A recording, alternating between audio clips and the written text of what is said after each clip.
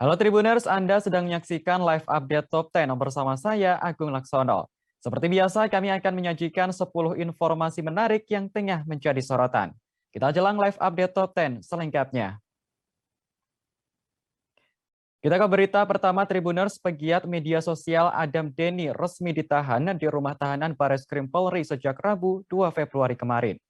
Penahanan dilakukan setelah Adam ditetapkan sebagai tersangka dugaan kasus unggah dokumen pribadi tanpa izin. Hal ini disampaikan langsung oleh Karopenmas Divisi Humas Polri, Brigjen Pol Ahmad Ramadan pada Rabu 2 Februari. Ramadan mengungkapkan Adam ditahan selama 20 hari ke depan untuk proses penyidikan lebih lanjut. Sementara itu, kuasa hukum Adam Denny, Susandi, terlihat menjenguk lainnya pada Kamis 3 Februari di tahanan. Susandi mengatakan pihaknya akan berupaya menempuh jalur mediasi dengan SYD selaku pelapor. Dirinya berharap persoalan keduanya bisa diselesaikan dengan restoratif justice. Lebih lanjut, Susandi mengungkapkan kondisi Adam Denny saat ini mengalami sakit mah atau lambung. Sehingga pegiat media sosial itu harus dilarikan ke klinik kepolisian. Seperti diberitakan sebelumnya, Bareskrim Polri telah menangkap Adam Denny pada Selasa 1 Februari pukul 19 waktu Indonesia Barat. Penangkapan tersebut terkait kasus dugaan mengunggah dokumen pribadi tanpa seizin pemiliknya. Adapun kasus tersebut dilaporkan oleh seseorang berinisial SYD yang diterima Polri pada 27 Januari lalu. Karopenmas Divisi Humas Polri, Brigjen Pol Ahmad Ramadan menyebut, saat ditangkap Adam Denny sudah berstatus sebagai tersangka. Kendati demikian, Ramadan belum bisa mengungkapkan dokumen apa yang diunggah Adam Denny ke media sosial.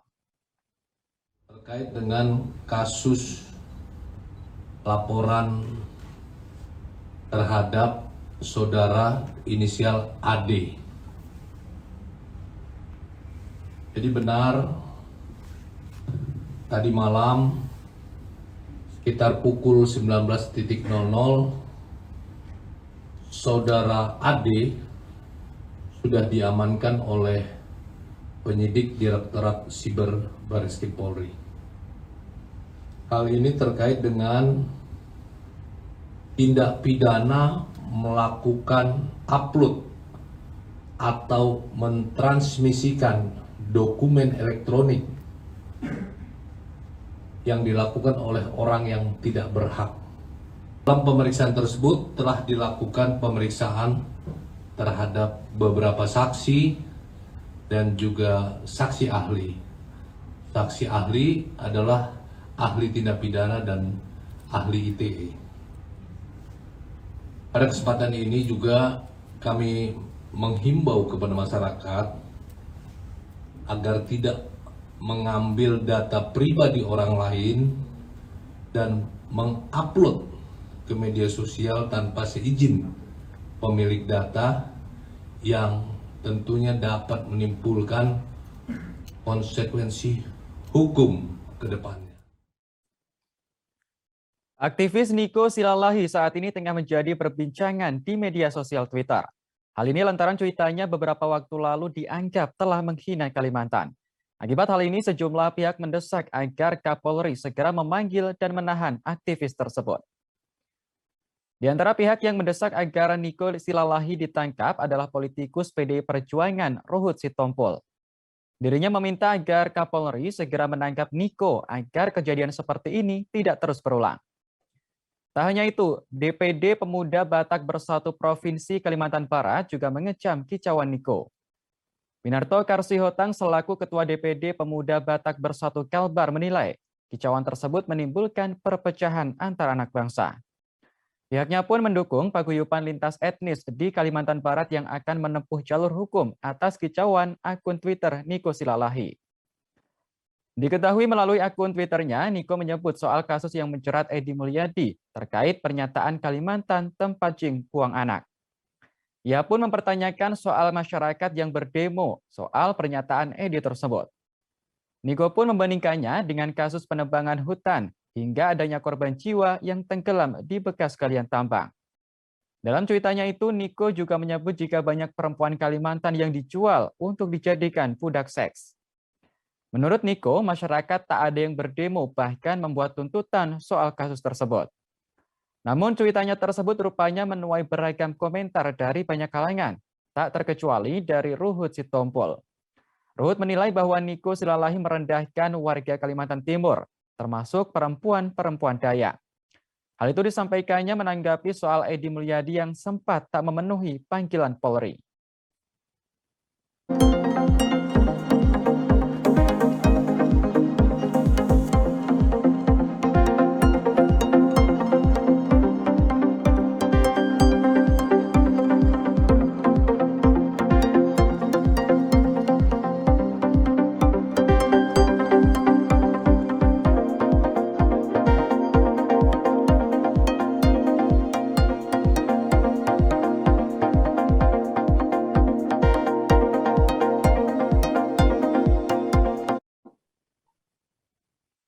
Baru-baru ini jagat maya dihebohkan dengan video seorang pejabat yang pamer tumpukan uang di atas piring.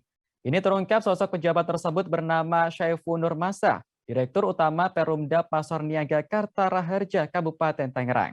Selesai videonya viral, Syaiful Nur kini mengundurkan diri dari jabatannya.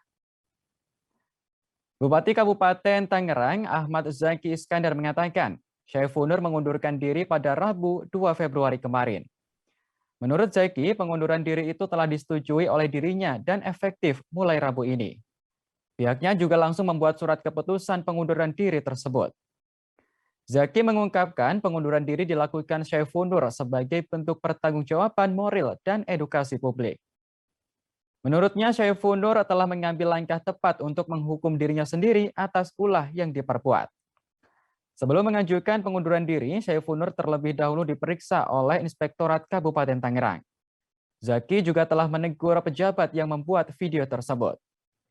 Bupati menilai sikap Syaiful Nur tidak mencerminkan rasa empati kepada masyarakat, terlebih di tengah kondisi yang prihatin seperti saat ini. Atas beredarnya video tersebut, Bupati Zaki pun meminta maaf kepada publik. Dirinya berharap hal ini bisa menjadi pembelajaran untuk ASN dan jajaran direksi BUMD di Kabupaten Tangerang. Hal ini bertujuan untuk menjaga sikap dalam keseharian maupun di media sosial. Sebelumnya, video Syaiful Nur yang tengah pamer tumpukan uang viral di media sosial. Tumpukan uang 100 ribuan itu diletakkan di atas piring seolah-olah akan disantap. Dengan memegang sendok dan garpu, Syaiful Nur memindahkan uang yang berserakan di atas meja ke dalam piring. Belakangan diketahui video tersebut direkam pada 2020 lalu, namun baru viral belakangan ini.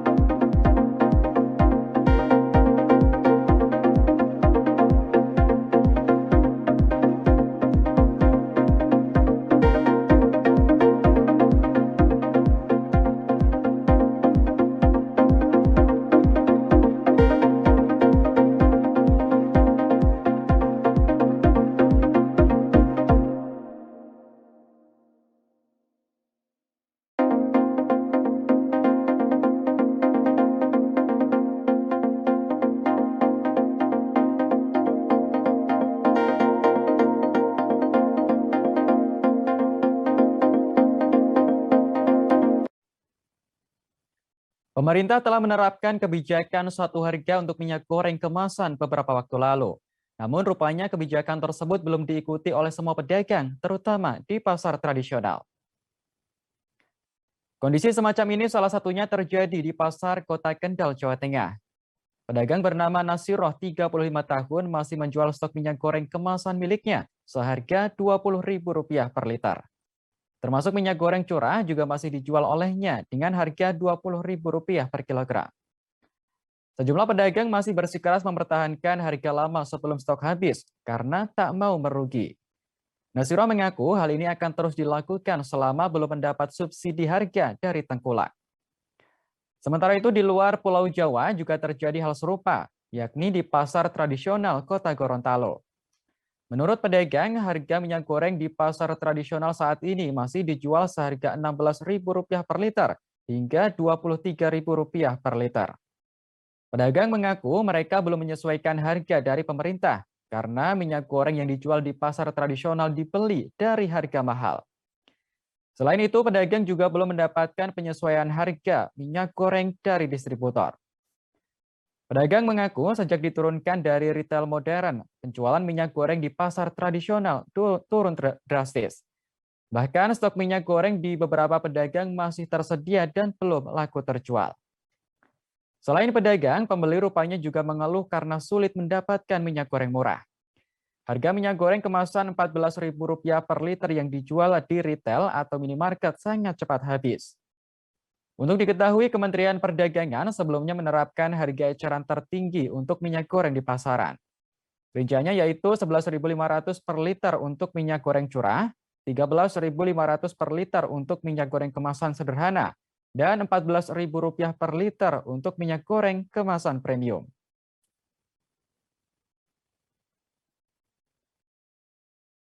Kalau yang dapat subsidi biasanya berani jual 16 sampai 17. Terus kalau yang harga lama ya 20, tetap 20. Saya jualnya 20 per kilo. Oh, per kilo. Pulaannya 18.500. Masih tetap kalau pulaan. Masih tetap? Iya. Kalau yang kemasan itu tetap karena itu ambilan yang lama. Dapat subsidi itu biasanya cuma retail. Kalau ada yang dapat subsidi nanti sini nggak ada ini berapa kita untuk memeratakan harga aja. Jemaah Habib Yusuf Al-Kaf kini meminta maaf seusai beramai-ramai mendatangi Polres Pamekasan pada Senin 31 Januari lalu. Sejumlah perwakilan tokoh mengaku sadar bahwa aksinya itu telah menghalangi polisi dalam mengusut kasus dugaan pencabulan yang menjerat Habib Yusuf. Sejumlah tokoh tampak mendatangi Satreskrim Polres Pamekasan pada Rabu 2 Februari kemarin. Seorang perwakilan bernama Suhri mengatakan kedatangan mereka adalah untuk meminta maaf kepada polisi. Ia memohon maaf telah mengganggu proses penanganan kasus Habib Yusuf Al-Kaf pada Minggu 31 Januari malam. Terlebih saat menyuarakan aspirasi itu, mereka belum mengetahui kasus yang menjerat gurunya tersebut. Pihaknya pun saat ini menyerahkan sepenuhnya penanganan kasus yang dialami Habib Yusuf kepada pihak Polres Pamekasan. Setelah permintaan maaf itu diutarakan oleh perwakilan tokoh masyarakat, jemaah Habib Yusuf Al-Kaf langsung pulang dari Polres Pamekasan. Hingga saat ini gelombang pendemo dari jemaah Habib Yusuf Al-Kaf sudah kondusif dan tak lagi mendatangi Polres Pamekasan. Seperti diberitakan sebelumnya, masa menggeruduk Mapolres Pamekasan pada Senin malam untuk menyuarakan aspirasi seusai penangkapan Habib Yusuf Al-Kaf. Bahkan Habib Hasan ikut mewakili jemaah dan mengatakan bahwa sang kakak merupakan tokoh agama yang dikenal baik oleh masyarakat. Menurut Habib Hasan, dirinya mewakili Majelis Darul Hikam juga meminta kepada polisi agar permohonan pembebasan Habib Yusuf dikabulkan. Dirinya mengancam jika permohonan tidak dipenuhi, maka jemaah Habib Yusuf Al-Kaf tidak akan pulang dari Polres Pamekasan. Dirinya bersikukuh Habib Yusuf Al-Kaf tidak bersalah dalam kasus apapun. Diketahui dalam kasus ini, Habib Yusuf Al-Kaf ditangkap karena diduga mencabuli anak didiknya. Polisi terpaksa menjemput Habib Yusuf saat hendak mengisi ceramah karena sebelumnya mangkir dari panggilan polisi. Warahmatullahi taala wabarakatuh. Kami mohon maaf kepada Polres Pamekasan telah mengganggu aktivitasnya. Ini sudah menjelaskan dan memahami atas perkara yang dialami Habib Yusuf Al-Kaf. Setelah ini kami ajak masyarakat pulang. Terima kasih. Pengakuan terhadap penanganan terhadap Habib Yusuf kami serahkan sepenuhnya ke Polres Pamekasan. Terima kasih. Wassalamualaikum warahmatullahi wabarakatuh.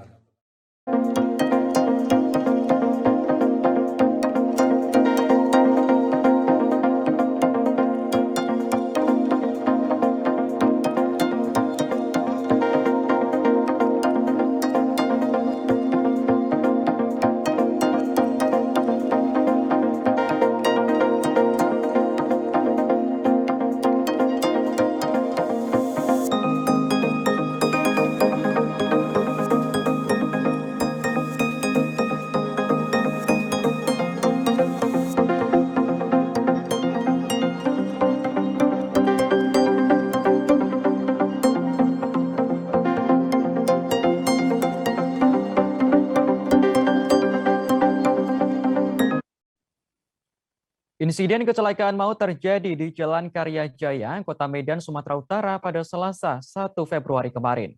Seorang pengendara motor tewas setelah ditabrak mobil ormas yang dikemudikan seorang ibu-ibu. Peristiwa ini terekam dalam kamera pengawas dan viral di media sosial. Dari rekaman CCTV yang dihimpun, terlihat mobil melintas dari arah Jalan Karya Jaya menuju Jalan AH Nasution. Setibanya di sekitar kejadian, mobil langsung menghantam sejumlah sepeda motor yang ada di depannya. Belum diketahui secara pasti penyebab mobil itu melaju kencang hingga melindas sejumlah sepeda motor. Akibat kecepatan yang begitu tinggi, beberapa pengendara akhirnya terlindas. Pengendara sepeda motor Matic bernama Dimas warga Medan Polonia tewas di tempat dengan kondisi luka parah di bagian kepala. Polisi yang datang ke lokasi langsung mengamankan pengendara mobil untuk diperiksa. Warga setempat bernama Ferry mengatakan bahwa pengendara diduga gugup saat terjadi kemacetan. Sementara itu, Kabid Humas Polda Sumatera Utara, Kombes Pol Hadi Wahyudi mengatakan kecelakaan itu terjadi lantaran human error. Hadi menyebut pengemudi mobil atas nama Fauziah Nasution, 57 tahun, warga Medan Tembung, tidak bisa mengemudikan mobil Matic. Wanita itu mengaku lebih terbiasa menggunakan mobil manual. Namun hingga berita ini ditayangkan, pihak kepolisian masih belum menetapkan Fauziah sebagai tersangka. Hal ini lantaran Fauziah belum bisa dimintai keterangan karena masih syok atas kejadian yang dialami. Keterangan saat ini pengemudi kendaraan roda 4 itu belum bisa memberikan keterangan secara penuh karena kondisi yang bersangkutan shock, kemudian mengalami sedikit trauma karena yang bersangkutan mungkin tidak menyangka bahwa akan terjadi kecelakaan yang berakibat fatal. Kemudian informasi yang digali lainnya oleh penyidik bahwa yang bersangkutan ini, pengendara kendaraan roda 4 ini tidak terbiasa membawa mobil Matic. Jadi sehari-hari yang bersangkutan informasi yang kita dapat membawa kendaraan manual. Kemudian untuk kondisi kendaraannya sendiri, setelah dicek kondisinya saat ini layak jalan. Sistem pengereman itu juga berfungsi dengan baik. Situasi lalu lintas pada saat terjadinya kecelakaan memang padat ya, karena itu jam-jam sore, yang masyarakat aktivitasnya berkendaraan cukup padat. Pasangan suami istri di Kabupaten Pelalawan Riau nekat memaksa keponakannya untuk berhubungan badan bertiga. Perbuatan tak senonoh itu dilakukan saat korban yang masih berusia 16 tahun tinggal di rumah Pasutri yang merupakan paman dan bibinya. Ironisnya setelah kejadian itu, sang paman kembali meruda paksa korban. Kedua pelaku berinisial PM, 43 tahun, dan istrinya NG. Ia melakukan perbuatan bejat itu kepada keponakannya sendiri. Perbuatan tak senonoh itu terbongkar setelah korban memberanikan diri untuk bercerita apa yang dialaminya kepada keluarga. Kasat Reskrim Polres Pelalawan, AKP Nardi Masri Marbun menjelaskan, korban sudah tinggal 7 bulan di rumah pelaku. Hal ini lantaran korban ditinggal orang tuanya bercerai dan meninggal dunia. Belakangan diketahui korban juga tidak lagi bersekolah. AKP Nardi mengungkapkan pencabulan pertama kali dilakukan PM pada korban pada 11 Oktober 2021 lalu di rumah. Pria itu mengulangi perbuatannya kembali pada 14 Oktober 2021, tepatnya saat tengah malam di kamar korban. Aksi tersebut rupanya mengundang kecurigaan NG yang menduga suaminya telah berbuat mesum kepada keponakan. Namun tuduhan itu selalu dibantah oleh suaminya. Kemudian pada 23 Desember, NG ingin membuktikan kecurigaan dan tuduhannya kepada PM dengan memanggil korban ke kamar mereka. NG menyuruh korban membuka semua pakaiannya di depan mereka dan memerintahkan sang suami untuk merayu korban. Untuk memperkuat bantahannya, PM malah mengajak istrinya berhubungan badan di depan korban. Setelah itu, pelaku PM berlanjut meruda paksa korban di dalam kamar dengan disaksikan istrinya. Dalam kasus ini, PM terlebih dahulu diamankan polisi di perusahaan tempatnya bekerja, kemudian disusul NG karena terbukti terlibat. Keduanya saat ini telah ditetapkan sebagai tersangka dan dijerat Undang-Undang Perlindungan Anak dengan hukuman maksimal 15 tahun penjara. 18 November 2021 sekira pukul 24 kembali lagi dilakukan oleh si tersangka tersebut. Dan pada tanggal 23 Desember perbuatan tersebut dilakukan oleh tersangka P dan juga diikuti oleh tersangka N alias T yang merupakan istri dari pelaku. Awalnya istri dari pelaku tersebut sudah mengetahui ada semacam curiga dengan suaminya, kemudian si istrinya mengatakan kepada suaminya dan menyampaikan bahwa kamu telah melakukan sesuatu kepada ponakanmu, namun si suami menyangkal, sehingga pada malam tanggal 23 Desember tersebut sang istri mau membuktikan benar atau tidak, sehingga pada malam itu sang istri mengajak suami dan ponakannya dalam satu kamar untuk membuktikan, karena sang suami menyampaikan bahwa dia tidak mungkin melakukan hal tersebut karena pengakuannya kepada sang istri bahwa tidak mungkin dia akan terangsang dengan ponakan tersebut. Namun berjalan setelah dilakukan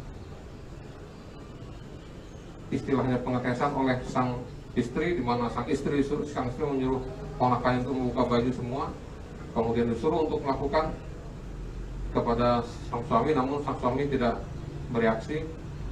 Dan sang suami menyatakan kepada sang istri, saya tidak bernafsu kalau sama dia, tapi kalau sama kamu, menyatakan kepada istrinya, dia bernafsu, sehingga mereka melakukan terhadap istrinya. Namun yang disayangkan, setelah itu mereka juga melakukan terhadap sang anak tersebut. Aksi seorang penjual bakso yang berpura-pura terjatuh hingga barang dagangannya tumpah viral di media sosial. Aksi yang diduga merupakan upaya penipuan ini terekam dalam kamera pengawas. Penjual tersebut sengaja melakukan aksinya agar mendapatkan uang dengan memanfaatkan belas kasihan warga. Peristiwa ini terjadi pada Rabu 2 Februari sekira pukul 10:28 waktu Indonesia Barat di Kompleks Perumahan Asabri, Kecamatan Argomulyo, Kota Salatiga. Warga bernama Suprapto mengatakan kejadian berlangsung saat kompleks perumahan sedang sepi. Dirinya mengaku tiba-tiba mendengar suara minta tolong hingga beberapa warga keluar rumah. Ia dan warga melihat seorang penjual bakso sudah terjatuh di aspal dengan kondisi barang dagangannya tumpah.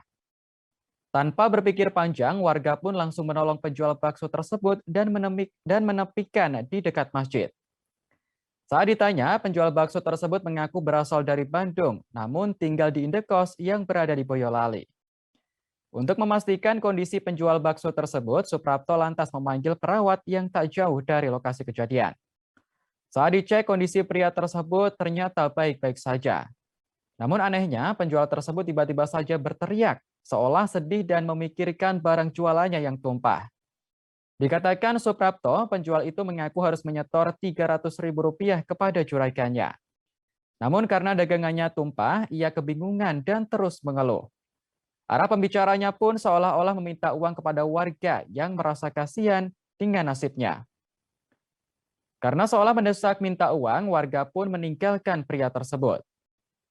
Penjual bakso tersebut akhirnya juga meninggalkan lokasi kejadian. Aksi penipuan ini baru terbongkar saat warga mengecek rekaman CCTV di lokasi kejadian pada sore harinya. Warga kaget ketika penjual tersebut ternyata hanya berakting terjatuh. Dalam rekaman tersebut tampak jelas orang tersebut jatuh dengan sengaja. Selain itu, bakso yang berserakan di jalanan ternyata ditaruh di atas ember dan di bagian atas rombong, bukan di panci masak seperti biasanya. Saat terjatuh, ia juga terlihat membenarkan posisi ember agar terlihat lebih dramatis.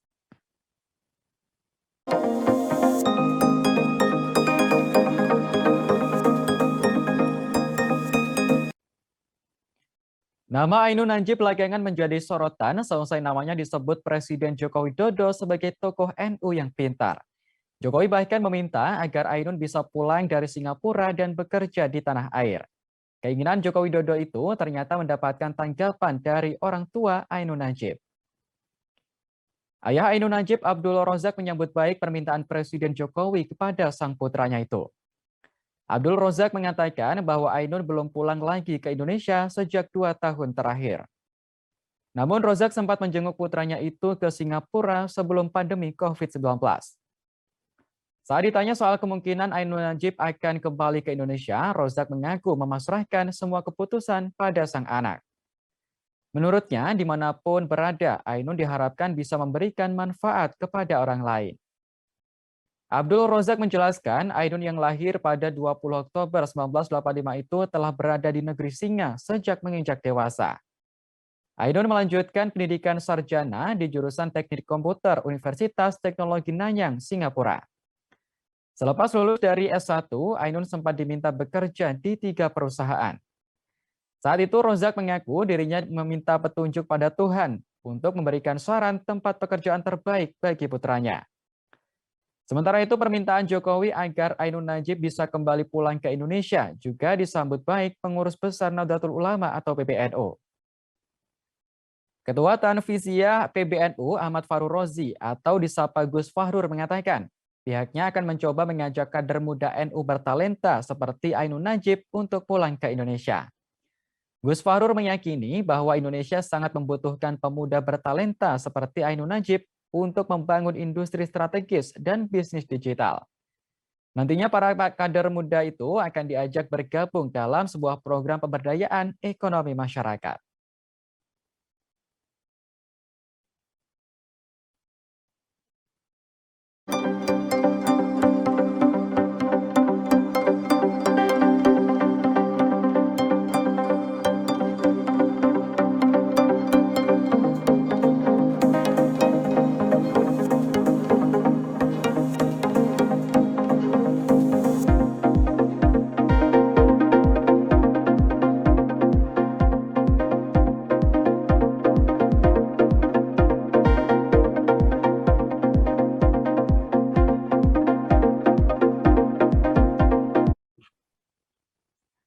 Seorang tukang jahit di Kabupaten Toba, Sumatera Utara mendapat hadiah jaket langsung dari Presiden Joko Widodo.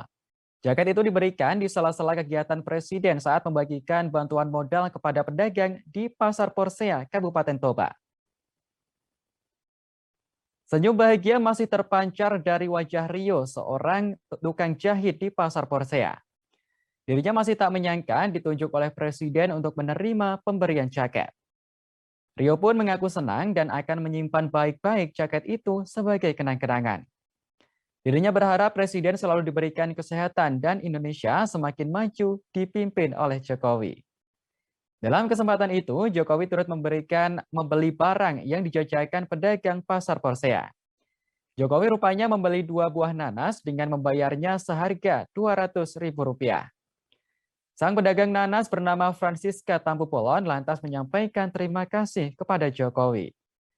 Untuk diketahui, kunjungan Presiden Jokowi ke Pasar Porsea dilakukan pada Rabu 2 Februari kemarin. Presiden membagikan bantuan langsung tunai sebesar Rp1,2 juta kepada para pedagang kaki lima dan warung di pasar tersebut. Seorang pedagang sayur bernama Sondang Novita mengaku senang dapat bertemu langsung dengan kepala negara. Ia pun lantas mengucapkan terima kasih atas bantuan yang sudah diberikan. Selain membagikan bantuan, Jokowi juga menyempatkan diri untuk berbincang dengan para pedagang. Ia berpesan agar bantuan tersebut dimanfaatkan sebaik mungkin untuk menambah modal usaha.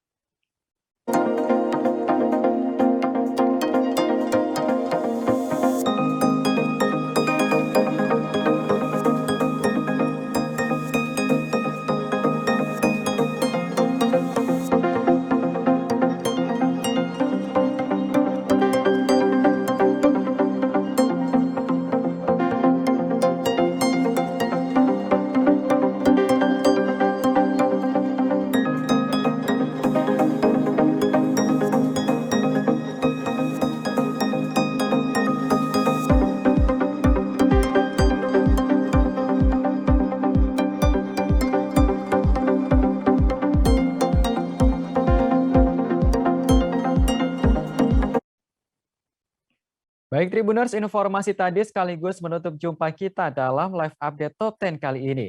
Jangan lupa untuk terus perbarui informasi Anda di kanal YouTube Tribun News. Saya Agung Laksono pamit undur diri. Terima kasih dan sampai jumpa.